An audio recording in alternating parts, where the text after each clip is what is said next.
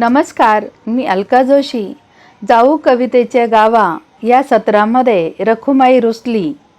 वारीमय आणि सर्व पांडुरंगमय झालेल्या अशा वातावरणामध्ये रखुमाई रुसली अशी ही वाचनात आलेली कविता ऐकूयात.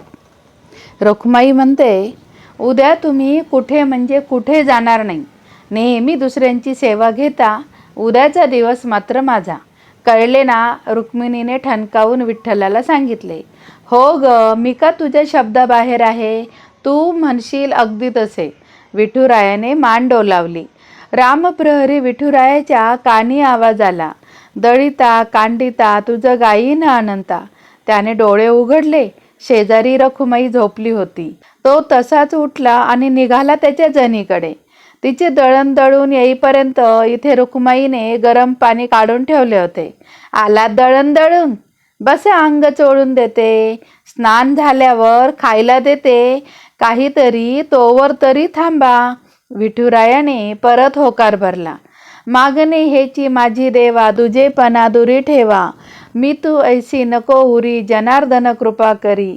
रखुमाई आत गेली आहे तोवर याने लगेच श्रीखंडाचे रूप घेऊन नाथांच्या घरची वाट धरली. तिथे पाणी भरून होईतो. नको देवराया अंत आता पाहू. प्राण हा सर्वथा जाओ पाहे. ती आर्त हाक ऐकून त्याचे पाय वळले कानोपात्रेकडे. तिला दिलासा देऊन घाबरत घाबरत विठुराया घरी आले. समोर रखुमाई थालेपीठ आणि त्यावर लोण्याचा गोळा घेऊन उभीच होती. आता हे तरी शांतपणे खाणार की अजून कुठे जायची घाई आहे? मी कुठे जाणार ग तुला सोडून? बाकी थालीपीठ मात्र उत्तम झाले आहे ग. हो ना? मग आता दुपारी काय खाणार ते सांगा. दुपारी भाजी भाकरी कर छान. मी तर म्हणतो तो सावता कधीचा बोलावतो आहे, तर एकदा त्याच्या मळ्यात जाऊन येऊ दोघेही. मी नाही येत, जा तुम्हीच, चिडून रखुमाई बोलली. पडत्या फळाची आज्ञा घेऊन विठुराया मात्र निघाला. कांदा मुळा भाजी अवघी विठाई माझी. सावताच्या मळ्यातील थोडी ताजी ताजी भाजी रखुमाईचा राग कमी व्हावा म्हणून घेतली खरी. तोच एका बाळाच्या रडण्याचा आवाज आला. केशवाचे ध्यान धरुनी अंतरी मृत्तिके माझारी नाचत असे म्हणत म्हणत बाळाला तुडवणारा गोरा कुंभार दिसला.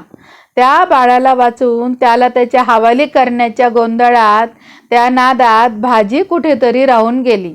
तसेच मातीने भरलेले कपडे घेऊन तो पंढरपुरी परतला. पण आज रखुमाईने भांडायचे नाही असे ठरवले होते ना. कपडे बदलून या, तोपर्यंत भाकऱ्या करायला घेते. तिने गरम गरम भाकऱ्या करायला घेतल्या खऱ्या, पण त्या काही त्याच्या घशाखाली उतरेना. तुपाची वाटी आणि नैवेद्य घेऊन उभा असलेला नामदेव सतत त्याच्या डोळ्यासमोर येऊ लागला. आपण नैवेद्य ग्रहण करेपर्यंत तो काही खाणार नाही, हा विचार काही केल्या पिच्छा सोडेना. रखुमाईला भाकरी वाढ सांगून विठुराया आला नामदेवांकडे. तो म्हणतच होता, तरी वेणूनादी जेवण करा गोडू. त्याच्या नैवेद्याचा घास घेऊन निघाला तर देहूला उन्हात वृक्षवल्ली आम्हा सोयरी वनचरी असे गात असलेला तुकाराम दिसला. त्याच्या डोक्यावर सावली धरली आणि शेवटी पुन्हा पंढरपूरला घरी विठुराया परतला. थकला असाल, जरा दम घ्या, असे रखुमाईने हळूवार सांगितले. तिच्याकडे कृतज्ञतापूर्वक पाहून तो जरा कलंडला. संध्याकाळी उठला. चल आपण दोघे सारीपाट खेळू. त्याने रखुमाईला सांगितले. बघा हा, आपण खेळायला बसू आणि परत तुम्हाला काहीतरी आठवेल. मग मात्र मी खरेच चिडून इथून निघून जाईन. नाही होणार ग, असे त्याने हसून तिची खात्री पटवली. त्याच्या सुंदर आणि मोहक हास्याच्या जाळ्यात रखुमाई अडकली. खेळ रंगात आला आणि विश्वाची अर्थ माझ्या मनी प्रकटले अशी आर्त साद आली. त्या 4 भावंडाकडे विठुराया कसे दुर्लक्ष करणार?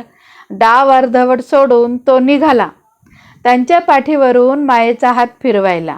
त्या 4 भावंडांना भेटून विठुराया आला खरा, पण तोवर त्याची रखुमाई मात्र खरेच चिडून निघून गेली होती.